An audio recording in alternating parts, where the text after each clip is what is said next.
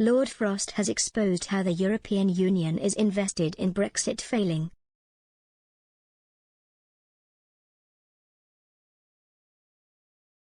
The government's former Brexit negotiator has accused some EU officials of ongoing bad faith in a wide-ranging interview with The Telegraph. Of the UK's current relations with the bloc, he said, "While I was in those Brexit negotiations, I often felt we weren't being taken seriously, that the EU didn't look on us as an equal negotiating partner, but as a kind of province or territory in which they expected to exercise exceptional influence, one way or another."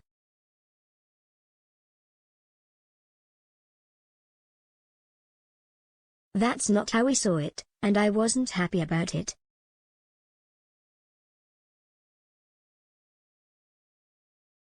I think the atmosphere is gradually improving, as certain people move on. But a lot of the EU is invested in Brexit failing.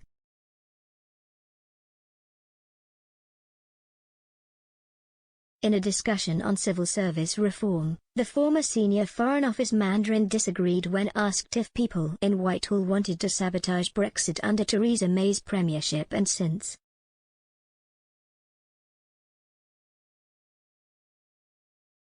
He said, "I wouldn't say sabotage. But the intellectual midpoint of the civil service was that the European Union is a jolly good thing, and it was very bad that we were leaving, so it took time to get the system in the right place."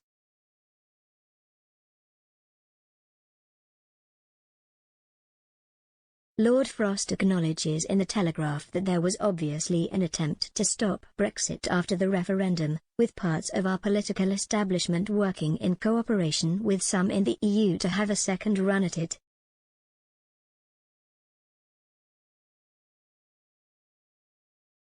On Northern Ireland, which is still in the EU single market, Lord Frost describes it as quite shocking that Brussels has used the territory's fragile peace as a bargaining chip when negotiating Brexit, in particular when Theresa May was Prime Minister.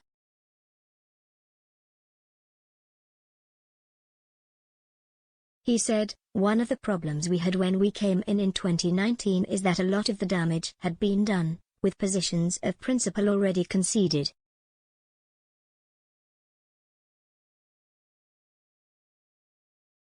"We were extremely worried we wouldn't get Brexit at all in any form, so we took the strategic decision to deliver it as quickly as possible, in a way that gives the country free choice about the future."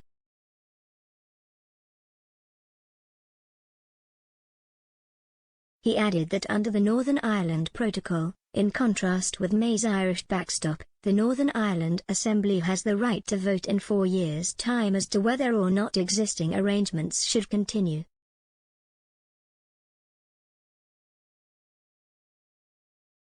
The government also has the right to invoke Article 16 of the Protocol, which would bring the agreement to an end.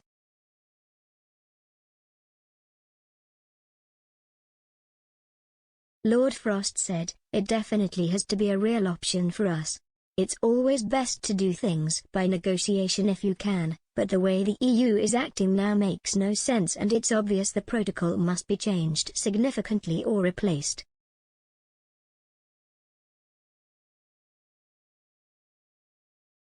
If they insist on the goods moving into Northern Ireland as being like any external border of the EU, then it won't work.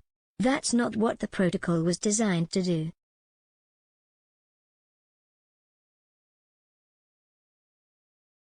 If the EU wants a good relationship with us, they should negotiate and put in place something better.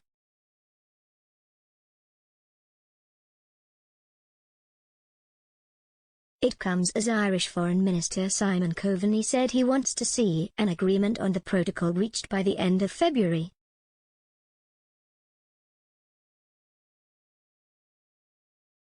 He said he does not want to see the Northern Ireland Assembly election in May become dominated by the polarising issue.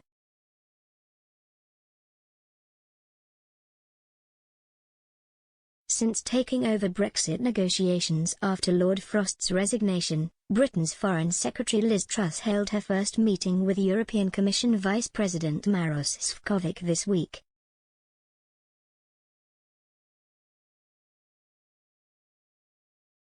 Mr. Coveney, speaking on Friday, said the meeting marked a reset in the relationship between the EU and UK, which is now in a better place than seen for a while.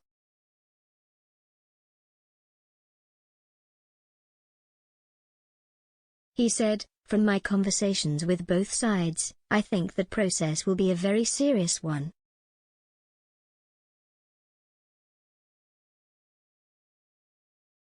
I think in people's minds, really, we would like to have, if possible, these issues resolved by the end of February so that the elections in Northern Ireland can move ahead without being dominated by the protocol issues, right the way to polling day."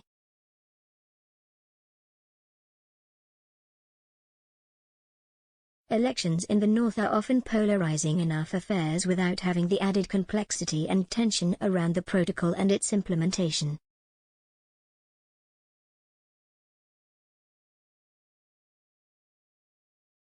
So I think everybody is conscious of their responsibility in terms of trying to bring some stability and certainty to Northern Ireland in the context of Brexit and the Northern Ireland Protocol.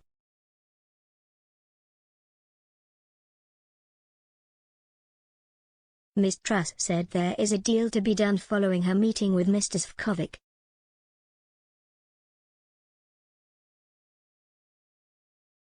However, she refused to rule out the possibility the UK could invoke Article 16 if a way forward could not be agreed upon.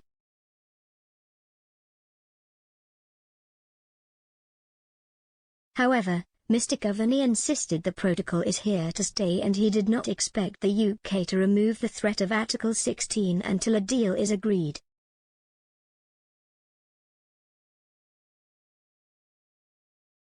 He told RTE Radio 1, "The protocol is there. It's part of an international treaty, it's part of international law."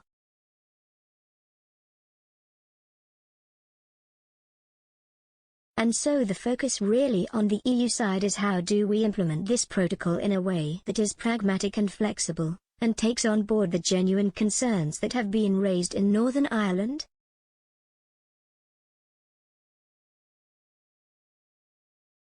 I think if both sides work on that basis, there is a landing zone that can be agreed over the next 6 or 8 weeks.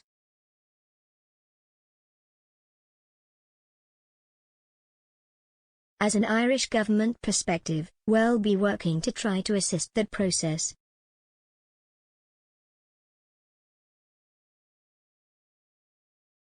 Mr. Coveney said he did not expect the UK government to follow through on its threat to trigger Article 16, adding, "I don't expect that the UK side will take something like the use of Article 16 off the table until there is an agreement. That's just the nature of negotiations."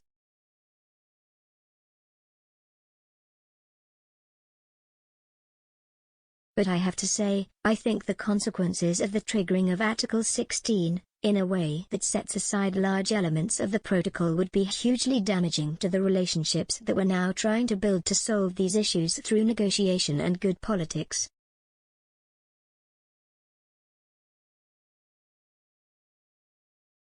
Since its introduction in 2021, the protocol has disrupted trade between Great Britain and Northern Ireland.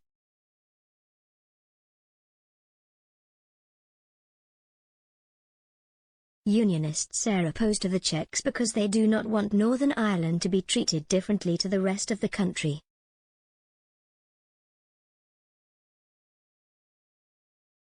The UK wants changes, including getting rid of checks between the UK and Northern Ireland.